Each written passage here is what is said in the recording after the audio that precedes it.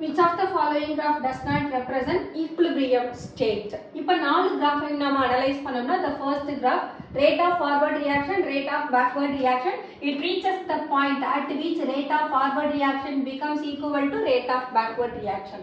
அப்போ first graph equilibrium state represent பண்ணுது. Second graph எடுத்தோம்னா concentrationக்கும் timeக்கும் plot பண்ணிருக்காங்க.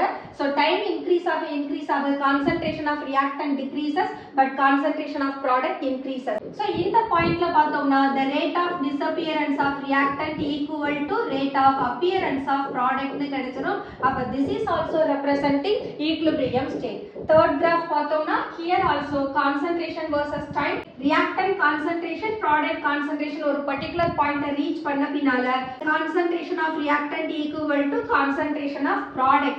அப்போ disappear ஆகக்கூடிய reactant ஓட ரேட்டும் appear ஆகக்கூடிய product ஓட ரேட்டும் ஈக்குவலா இருக்கும். So this is also representing equilibrium state. Fourth graphல பார்த்தோம்னா rate of forward reaction decreases, rate of backward reaction increases னு கொடுத்திருக்காங்க.